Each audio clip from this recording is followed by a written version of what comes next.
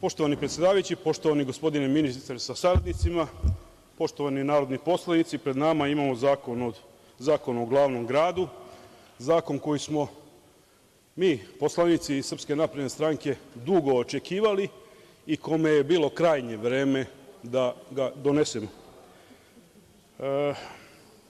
Ovaj zakon svakako će doprineti boljoj organizaciji života i rada u Beogradu.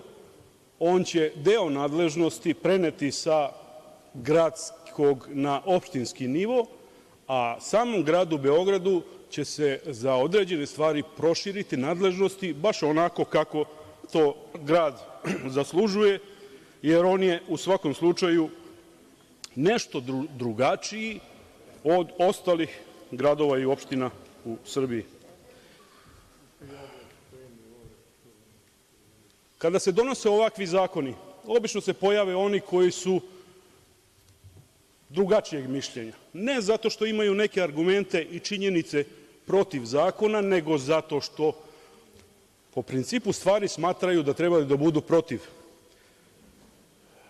Kada smo počinjali izgradnju, to jest počinjali projekat Beograd na vodi, mi smo i tada imali jednu suprotstavljenu stranu koja nije bila za izgradnju, koja nije bila za modernizaciju grada Beograda. Odmah se na suprotnoj strani pojavila grupa nekakvih žutih patki, kokoški, guski, ćurana, ćurki, koji su bili potpomognuti, mogu slobodno reći, i raznim belosvetskim pacovima u smislu finansiranja. Još tada smo argumentima želeli da im pokažemo da je izgradnja grada Beograda svima nama u interesu. Ispalo je da je bilo uzalud, oni mišljenje nisu promenili. Pri svakom našem novom projektu oni su bili protiv. Ne zato što imaju činjenice, ne zato što imaju argumente, ne zato što imaju bolji predlog ili bolju ideju, nego zato što u principu moraju biti uvek protiv. To je valjda politika koju vode, to je osnovna ideja kojom se vode, to je izgleda njima osnovno i jedino oružje u političkoj borbi, osim one čuvene mržnje prema Aleksandru Vučiću. Vratiću se na ovaj zakon. Izmenama ovog zakona dobićemo mnogo. Opštine će konačno moći da odlučuju o nekim stvarima o kojima po prirodi stvari treba da odlučuju opštine. Nešto što im je oduzeto u ranijem periodu, neke 2007.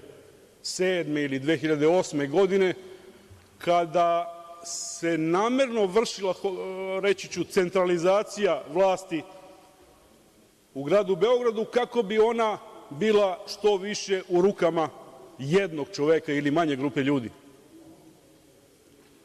I u takvim uslovima od 2012. godine pa ovamo postigli smo mnogo veće rezultate, mnogo veće uspehe nego što su oni, ta žuta strana, ta žuta preduzeća, mogli da sanjaju u svojim najlepšim snovima. Ja neću ovom prilikom, a hoću svakako tokom daljeg toka diskusije, navesti šta je sve to urađeno u gradu Beogradu, ali samo politički nepismenim ljudima, zaslepljenim ljudima mržnjom, nije jasno šta smo uradili. Zašto je došlo do toga? Pa znate, kada se recimo na društvenim mrežama zatvorite, učaurite u određene grupe, kada zablokirate sve neistomišljenike, ne možete ni doći do informacija koje vam ne odgovaraju. Tako su i oni uradili. Zablokirali su sebe, zatvorili su se u određene grupe i oni i ne znaju šta se događa u Beogradu, ne znaju šta se događa u Srbiji, ne znaju kakve smo uspehe i kakav napredak do sada postigli.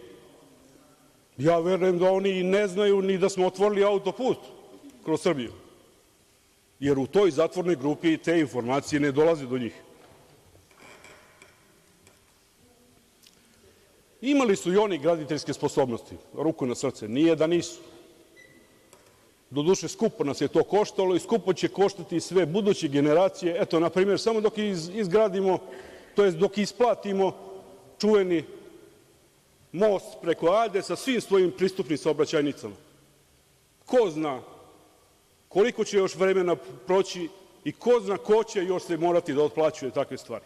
Ali izgradili su ga. Da imaju graditeljske sposobnosti pokazuju i dan danas. Podigli su jedan velelepni šatru u Pionirskom parku i oni se tim objektom ponose. I ako i treba. Taj objekat, ta šatra u Pionirskom parku upravo pokazuje njihove graditeljske sposobnosti. Sada narod neka proceni da li taj objekat može da se uporedi sa nečim drugim.